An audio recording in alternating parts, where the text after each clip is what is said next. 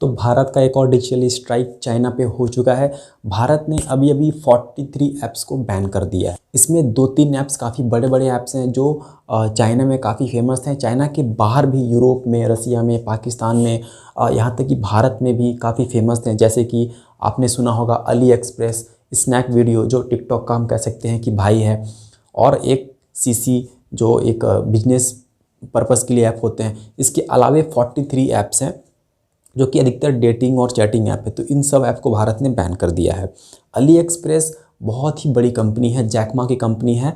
Jack Ma बहुत ही वहाँ पे एक जिस तरीके से भारत में अमेज़न और फ्लिपकार्ट फेमस है, उस तरीके से चाइना में आपकी अलीबाबा है। साथ ही साथ अलीबाबा पूरे हम कह सकते हैं कि विश्व में भी इसका यूज काफ़ी हद तक होता है और ये बहुत बड़ी कंपनी है। कि भारत ने इन ऐप्स को आखिर बैन क्यों किया, और भारत अभी तक जितने ऐप्स को बैन करा है उसने एक बार ही सारे ऐप्स को बैन क्यों नहीं कर, तो इसको हम समझते हैं। तो ये जो सिलसिला स्टार्ट हुआ था, ये हुआ था भारत और चाइना के बीच जो डोकलाम में विवाद चल रहा है उसको लेके, वो अभी भी चल रहा है। यानी कि दोनों सेनाएं आपस में आमने सामने खड़ी हैं डोकलाम के पास। आपको पता है डोकलाम लोकेशन में आप मैप में देख लेंगे तो वहाँ पे क्या हो रहा है कि चाइना जो है वो अभी भी पीछे हटने को तैयार नहीं है। तो भारत के पास अब क्या ऑप्शन है कि हम उसको पीछे ढकेल सकते हैं, क्योंकि दोनों जो है वो न्यूक्लियर पावर कंट्री है। युद्ध होने के चांसेस काफ़ी हद तक कम है। युद्ध तो नहीं होगा, वही बेटर है दोनों के लिए, और साथ ही साथ दोनों की ह्यूज आर्मी भी है। तो इसमें भारत के पास ऑप्शन ये बचता है कि भारत जो है वो चाइना को कैसे उसको पीछे हटाए। तो हम तो उसको एक तरीका तो ये है कि हम उसके साथ युद्ध कर सकते हैं, जो कि बहुत चांसेस कम है। दूसरा ये जो चाइना की इकॉनमी है उसको काफ़ी नुकसान पहुंचाए।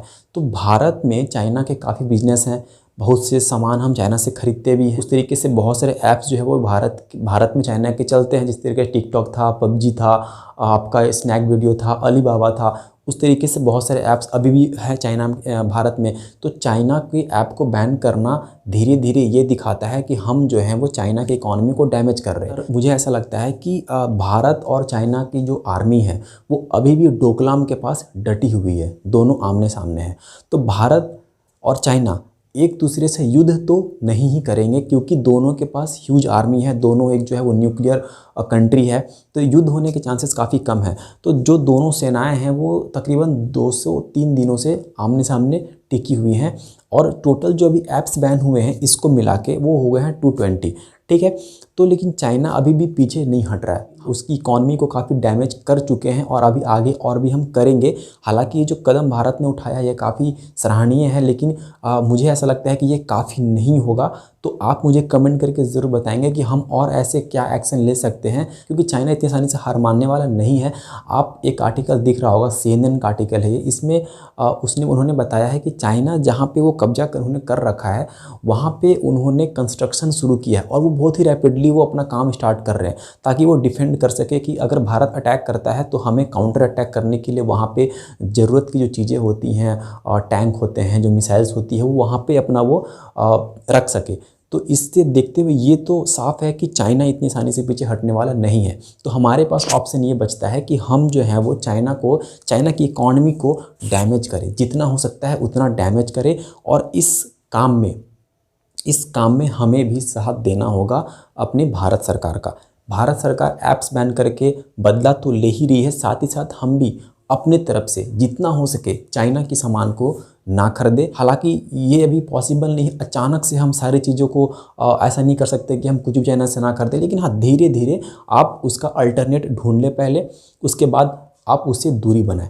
इस तरीके से जो है हम काफ़ी हद तक उनकी जो इकॉनमी है उसको नुकसान पहुंचा सकते हैं, क्योंकि अलीबाबा जो थी वो बहुत ही बड़ी कंपनी थी। अलीबाबा इतनी बड़ी कंपनी है कि उनका कहना है अलीबाबा वर्ल्ड की सबसे बड़ी रिटेलर कंपनी है, लेकिन फोर्ब्स के अनुसार अभी भी अमेज़न और उसके बाद जो है वो वॉलमार्ट है, लेकिन चाइना ऐसा क्लेम करती है। खैर हमें उस पर नहीं जाना है, लेकिन इतना तो ज़रूर है कि अलीबाबा बहुत ही बड़ी कंपनी थी जिसको भारत ने बैन कर दिया। इसके साथ ही स्नैक वीडियो हैं और भी बहुत सारे ऐप्स हैं जिसमें चैटिंग और डेटिंग ऐप है, वो फालतू के ऐप है, उनको तो बैन हो जाना ही चाहिए था, वो यूजलेस ऐप है। तो जितने भी ऐप्स बैन हुए हैं उनका लिस्ट यहाँ पे आपको दिख रहा होगा। अली एक्सप्रेस जो है इसकी जो वेबसाइट है उसको ही भारत ने बैन कर दिया है, तो आप ऐप भी नहीं यूज़ कर सकते हो और उसकी जो वेबसाइट है उसको भी यूज़ आप नहीं कर सकते। भारत ने जो कदम उठाया है वो कितना कारगर है और अभी हमें और क्या ऐसे कदम लेने होंगे आप मुझे कमेंट करके अपनी राय ज़रूर रखें। मेरी जो राय थी मैंने आपको बता दी कि मुझे ऐसा लगता है कि भारत को अभी और भी कदम उठाने होंगे चाइना को सबक सिखाने के लिए। आपको क्या लगता है मुझे कमेंट करके ज़रूर बताएंगे। धन्यवाद।